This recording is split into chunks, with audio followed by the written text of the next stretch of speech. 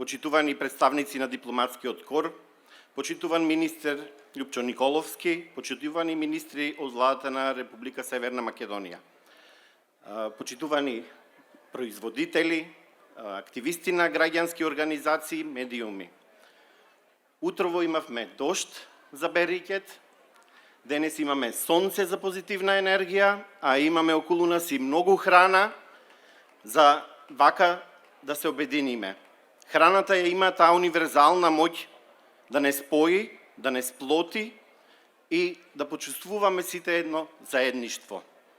И сметам денес дека овој ден е историски, бидејќи на едно место заедно сме собрани сите релевантни организации кои работат во секторот на земјоделство и храна и заедно ги презентираме резултатите од нашата работа во изминатите години. Огромна благодарност до министерот Љупчо Николовски и до Министерството за земјоделство, водостопанство и шумарство, кои беа иницијатори на ова обединување и се надевам заеднички ќе повториме уште многу изданија на овој саем, но исто така ќе се зголеми бројот на манифестациите и бројот на производители кои учествуваат на овие настани. Здруженијата делуваат се со цел за да го промовираат, да го направат нашето производство на храна. Еден од основните постулати и на Slow Food, а и на голем број здруженија е да се зачува локалната автохтона храна преку зачувување на локалните семења, локалниот автохтон добиток, локалните техники на преработка и производство на храна и рецепти, онака како што знаеле нашите баби и ги пренесувале со генерации.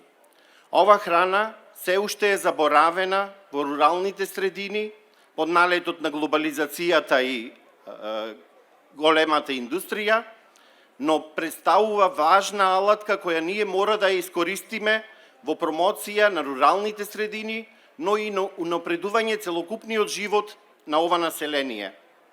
Како ќе го подобриме статусот на жените во руралните средини? Секако, доколку го искористат своето знаење во производство на храна и други занаети, и го преточат во мали семејни бизниси.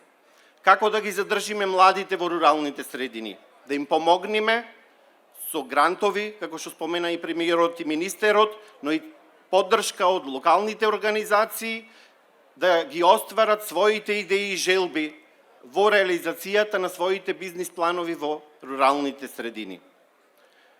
Денес сме пред големи предизвици. Јас секогаш кажувам како технолог за храна, да се произведе храна, да се работи во секторот на земјоделство е благородна мисија, бидејќи на тој начин задоволуваме една потреба на сите луѓе. Но денес, во време на војни, климатски промени, пандемија, кога храната не може да биде достапна за секого, ние мораме да ја оствариме и оваа функција. Значи, да се биде во секторот на храна денес е и патриотска должност, за да се обезбеди храна за сите во нашата земја. Затоа мора здружени да настапиме, секој во својот дел, да ги исполниме нашите задачи и животни мисии, да произведеме, да дистрибуираме, да стигне нашата локална храна до сите. Да искористиме ова позитивна енергија на овој настан и од утре заеднички да работиме и да ги унапредуваме и земјоделството и секторот за храна.